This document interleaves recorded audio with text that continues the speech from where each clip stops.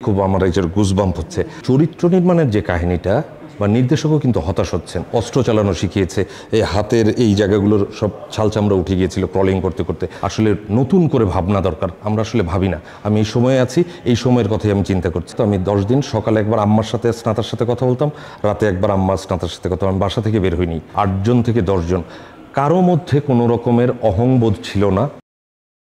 Upcoming একটা দীর্ঘ ধারাবাহিক করছি একটা প্রাইভেট চ্যানেলের জন্য, আর দুটো সিনেমা একদম প্রস্তুত অবস্থায় আছে। দেশের একটু পরিস্থিতিটা একটু ঠান্ডা হলে মনে হয় এই সিনেমা দুটো রিলিজ হবে, একটা সরকারি অনুদানের আর একটা একজন কমার্শিয়াল মুভি। আচ্ছা, একটা কাজ হচ্ছে আমাদের স্বাধীন বাংলা ফুটবল দল নিয়ে, সেই দলের এক একজন খেলোয়াড় তো এক এক জায়গা থেকে এসেছিলেন। সো আমরা ফুটবল খেলায় এর আগের বেশ কয়েকটা গল্পে বা সিনেমায় আমরা দেখতে পেয়েছি যে একদম ফুটবল ম্যাচ নিয়ে, এখানেও ফুটবল ম্যাচটা আছে, কিন্তু তাদের যে ট্র্যাভেলিং, এক একজন খেলোয়াড় এক এক জায়গা থেকে আসছে, কেউ হয়তো যুদ্ধের ময়দান থেকে এসে যোগ দিচ্ছে, কেউ হয়তো মানে দেশ ছেড়ে পালাচ্ছিল, মানে নিজের জীবন বাঁচানোর জন্য, সে ওইখানে যে শুনলো যে এরকম একটা খেলা হচ্ছে বা উনি লিগের বড় প্লেয়ার, তাকে অ্যাসাইন করা হলো যে তুমি আসো। বা ওটা বললেই তো তখন তো যোগাযোগের ব্যবস্থা তো এত উন্নত ছিল না তখন, যে আমাদের মানে তখন আমাদের দায়িত্বরত যে ব্যক্তিরা ছিলেন বাংলাদেশ, মানে তখন তো স্বাধীন হয়নি, ওই অবস্থায় যারা দায়িত্বরত মানুষজন ছিলেন তাদের সাথে যোগাযোগ করে ওই ব্যবস্থাটা হয়েছে। অনম বিশ্বাসের সিনেমাটা ফুটবল 71, ওইখানে কোয়ার্টিস ছিলেন আরিফিন শুভ, নুসরাত ফারিয়া সহ ইরফান সাজ্জাদ, খায়রুল বাশার। আমরা অনেক অনেক অনেক হ্যাঁ হ্যাঁ বিরাট কাস্টিং, হ্যাঁ হ্যাঁ হ্যাঁ। এবং আমাদের ওইটার এক্সপিরিয়েন্স তো ভাই দুর্দান্ত, কারণ কিছু নতুন মুখও ছিল, কিন্তু ওদের কাজ দেখে মনে হয়েছে যে আমি না সবসময় ইয়াংদের কাছ থেকে খুব আমার এই যে গুজবাম্প হচ্ছে, যে আমি খুব ইন্সপায়ার্ড হই ওদের কাজ দেখে। আমার নিজের কাছে ব্যক্তিগতভাবে খুব ভালো লাগে। এবং আমরা হয়তো লেন্সের সামনে দাঁড়ানোর সুযোগ হয়তো বেশি পেয়েছি, বা অভিজ্ঞতার কথা যদি বলেন না, ওদের চাইতে বেশি। কিন্তু যখন আমরা কাজটা করতে গিয়েছি তখন না সবাই মিলে একটা ইউনিট হয়ে গিয়েছিলাম, মানে বোঝাই যাচ্ছিল না কে আগে এসছে ইন্ডাস্ট্রিতে, কে পরে এসছে। সবাই মিলে কাজটা এত সুন্দরভাবে আমরা মনোনিবেশ করতে পেরেছি, এবং কাজটাও আলহামদুলিল্লাহ খুব ভালো হয়েছে। এবং একটা ব্যাপার না বললেই না, যে ওইখানে হয়তো মহিলা ক্যারেক্টার ছিলেন খুব অল্প, কারণ পুরো জার্নিটাই ছিল হলো ছেলেদের নিয়ে, ম্যাক্সিমাম অংশ ছিল ছেলেদের নিয়ে। এবং 70-80 জন আর্টিস্ট আমরা পুরুষরা, ঢাকার বাইরে 2-3টা আউটডোর লোকেশনে কাজ হয়েছে। কিন্তু মজার ব্যাপার হচ্ছে এতগুলো ছেলে বা ইন্ডাস্ট্রিতে লিড রোল করে থাকে, অনেকেই আমরা ছিলাম ওখানে, 8 জন থেকে 10 জন। কারো মধ্যে কোনো রকমের অহংবোধ ছিল না, নাম্বার 1 যেটা, হ্যাঁ জেলাস ছিল না। এবং কারোর সাথে কারো কোনো হিচিং হয়নি, যে আমাকে এসি রুমটা পেলাম না আমি হোটেলে, ভাই আমাকে কেন এরকম যেতে হচ্ছে, আমাকে অটোতে যাব কেন, ইউনিটের মাইক্রোবাসও তো ছিল। সবাই মিলে আমরা, মানে হয় না যে একটা বন্ডিং তৈরি হয়ে গিয়েছিল। এবং আমরা শুটিংটা শেষ করে আসার পর যেটা হয়েছে যে ওর সাথে ফোন করে, ভাই খুব মিস করতেছি, ভাই চলো একদিন আড্ডা দিই, মানে একদম একটা ফ্যামিলি হয়ে গিয়েছিল আমরা কাজটা করতে গিয়ে।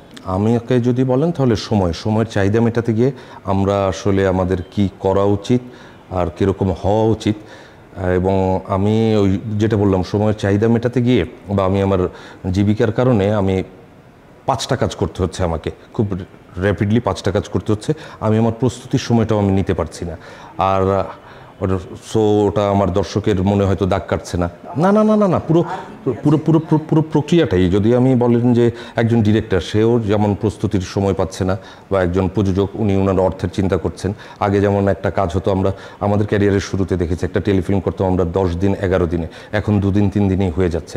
সো হ্যাঁ, বাজেট স্বল্পতা, বা আমাদের পলিসি নেই, আসলে কোনো পলিসি নেই। এবং আমরা জানি না আমাদের, মানে সরকারি চ্যানেল থেকে শুরু করে প্রাইভেট চ্যানেলগুলো ওইভাবে কোনো পলিসি আমরা মেক করতে পারিনি, যে এটা করলে এরকম হওয়া উচিত, ওটা করলে ওরকম হবে, এটা করলে আমরা সামনে আরও ভালোভাবে এগিয়ে যেতে পারবো।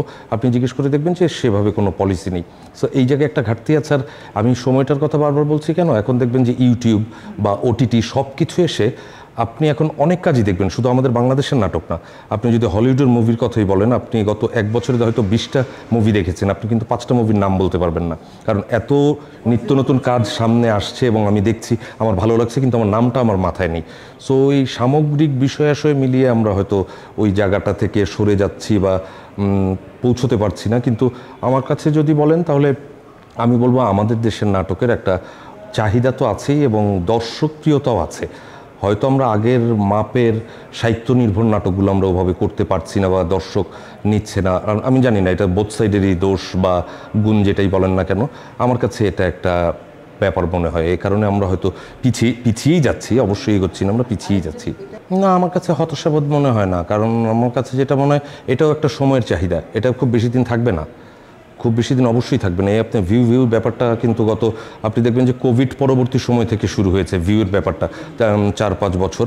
এটা আর হয়তো 2-3 বছর পরে কিন্তু আপনার যেই চরিত্রটা, যেই লোকটাকে দরকার, আমার এই চরিত্রে এক্সকে দরকার, আমি হয়তো এক্সের ডেটটা ম্যানেজ করতে পারছি না, তো আমাকে ফাইন্যান্সার বা প্রডিউসার যার কথা, আপনি ওয়াইকে নিয়ে নেন, কিন্তু উনি ওই চরিত্রটা করতে পারছে না, বা এই জেড এত টাকা চাচ্ছে, আপনি জেডকে নিয়েন না, একে নেন, তাহলে আপনার কিন্তু চরিত্র নির্মাণের যে কাহিনীটা, বা নির্দেশকও কিন্তু হতাশ হচ্ছেন। সো এই সমস্ত কিছু প্রক্রিয়ার কারণে দর্শক পর্যন্ত আমরা যেতে পারছি না। হয়তো আমার ভিউ আছে, আমি অর্থনৈতিকভাবে কিছু অর্থ উপার্জন করতে পারছি, কিন্তু আমার দিন শেষে মনে হয় কোয়ালিটি অবশ্যই একটা বড় ব্যাপার। এবং আমার খুব বিশ্বাস যে হ্যাঁ, আপনাদের হতাশা লাগে না, কিন্তু দুঃখবোধ হয়, কারণ আমাদের বাংলাদেশে আপনি যে এই শিল্পকলা একাডেমিতে এসেছেন, এখানে প্রচুর ভালো ভালো অভিনেতারা আছেন যারা সুযোগ পাচ্ছে না, আবার দেখা গেলো যে অযোগ্য ব্যক্তিটাই সুযোগ পাচ্ছে। সো ওইটা ভিউয়ের ক্ষেত্রে একটা বড় ব্যাপার হয়তো মানে ক্রিয়া করে, কিন্তু এত কিছু চিন্তা করলে তো বলতে হয় যে আমাদের আসলে নতুন করে ভাবনা দরকার। আমরা আসলে ভাবি না, আমি এই সময়ে আছি, এই সময়ের কথাই আমি চিন্তা করছি, কিন্তু আপনি যদি দেশকে বা আপনার সোসাইটিকে কিছু দিতে চান, তাহলে আপনার কিন্তু 10 বছর পরে কি হবে সেটার চিন্তা করা উচিত, যে আমি একটা চর্চার মধ্যে আছি। হ্যাঁ হ্যাঁ, অবশ্যই সেটা আপনার জন্য যেমন ভালো, আমার জন্য ভালো, সবার জন্যই ভালো। বায়ুবরণ আমার এরকম একটা ব্যাপার ছিল। আর আরেকটা জিনিস না বললেই না, যে আমি দীর্ঘদিন মানে স্টুডেন্ট লাইফে আমি খুব ভালো স্টুডেন্ট ছিলাম। আমরা ছোটোবেলা থেকেই ক্লাস 3 থেকে ক্লাস 10 পর্যন্ত অলমোস্ট আমি ক্লাস ক্যাপ্টেন যেটা বলে আর কি, মনিটর ছিলাম, এবং সরকারি স্কুলে পড়তাম আমি। ওইখানে টিচাররা এসে প্রথমে ফার্স্ট 10 মিনিটস হলো রিডিং পড়ো, জোরে একটা যে চ্যাপ্টারটা পড়াবে সেই চ্যাপ্টারটা রিডিং পড়তে হয়। তা আমার ওই চর্চাটা ওইখানে হয়ে গেছে, এবং আমার উচ্চারণটাও যেমন ঠিকঠাক হয়েছে, আমি বেশ লাউড করে বলতে পারি। এবং আরেকটা জিনিস হয়েছে, থিয়েটারে তো রেগুলার ওই চর্চাটা হয়, সারগাম করা বা জোরে কথা বলা। আর আমাদের চলাটা যখন শুরু হয়েছে মহিলা সমিতি থেকে, গাইড হাউস থেকে, তখন কিন্তু আমাদের এরকম মাইক্রোফোনের ব্যবস্থা ছিল না। খালি গলায় আমাদের একদম শেষ সারি পর্যন্ত দর্শককে শোনাতে হবে আমার কথা, এবং সেটা যদি আমি আমার সহ অভিনেতার সাথে ফিসফিস করেও কথা বলি, সেই শব্দটা তো শুনবে না। সো ওই কিছু প্র্যাকটিস আমাদের করতে হয়েছে, যে প্র্যাকটিসগুলো এখনও কম বেশি করা হয়ে থাকে। এটা হয়তো আমার মানে এটা কি বলবো, ভয়েসের কারণ বা ডেপথের কারণ, আমি অনেক নিচু স্বরে কথা বললেও সে বেশ খানিকটা দূরে যায়। ওই স্কুলে যেমন রিডিং পড়েছি দীর্ঘদিন, ওইটাই আমার কাজে দিয়েছে। তারপর থিয়েটারের চর্চা এখনও করে যাচ্ছি, এই সব কিছু মিলিয়ে একটা ব্যাপার দাঁড়িয়েছে। না, ও তো ভাই খুব দুর্দান্ত অভিনেত্রী, ওর সাথে কাজ করার আগেও, আমার গেরিলার আগেও ওর সাথে অনেকগুলো কাজ করা হয়েছে। সো আমাদের মধ্যে বোঝাপড়ার ব্যাপারটা খুব ভালো ছিল। এবং ওর যেমন হয়েছে যে ও স্ক্রিপ্ট রিডিং বা চরিত্র নিয়ে ভাবতে ভাবতে এরকম হয়েছে যে ও ভোর 7টার সময় ফোন করেছে, এই জায়গাটা এরকম, আমি তো এটা বুঝতেছি না, এটা কীরকম হওয়া উচিত। হ্যাঁ, ভোর 7টায় ওই সারা রাত দেখে, হ্যাঁ সারা রাত ও হয়তো স্ক্রিপ্টটা নিয়ে কাজ করেছে। এটা আমরা থিয়েটারে করি, কিন্তু স্ক্রিপ্ট প্রতি শোয়ের আগে স্ক্রিপ্টটা 4-5 বার পড়ি, কারণ কোথাও যদি কোনো ক্লু বা ক্যারেক্টারের জন্য একটা দিক নির্দেশনা পাওয়া যায়। আর দিন শেষে একসাথে কাজ করতে গিয়ে আমি যেটা বললাম, বোঝাপড়াটা খুব ভালো ছিল। আর বাচ্চু ভাই আমাদের পূর্ণাঙ্গ ফ্রিডম দিয়েছিলেন অভিনয়ের ব্যাপারে। আর যেটা চরিত্রগুলো তো চরিত্র হয়ে ওঠে আসলে একটা পরিশ্রমের মাধ্যমে।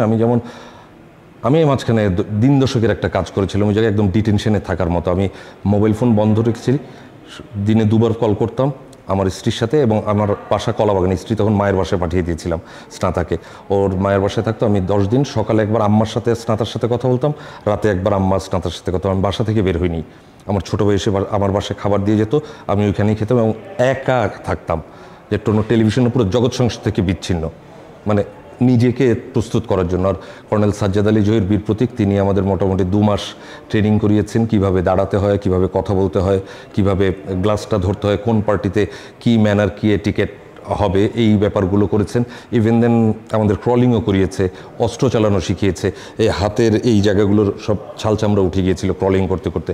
আমরা তো সৈনিক নেই, এবং আমি জহির ভাইকে বলতাম যে, জহির ভাই আমরা তো এটা শুটিংয়ের জন্য আমরা করতেছি, এত কেন করতে হবে? উনি আমাকে মেজর নামে ডাকতে, মেজর তুমি এটা কাজটা শেষের পর তুমি বুঝতে পারবে। তা আমি জহির ভাইয়ের প্রতিও কৃতজ্ঞ যে উনি আমাকে এইভাবে ট্রেনিংটা করিয়েছিলেন বলে হয়তো একটা কিছু করেছি। আর বাচ্চু ভাইয়ের কথা তো না বললেই না, উনি আমাদের সর্বোচ্চ ফ্রিডম দিয়েছেন, কীভাবে করতে চাস দেখা।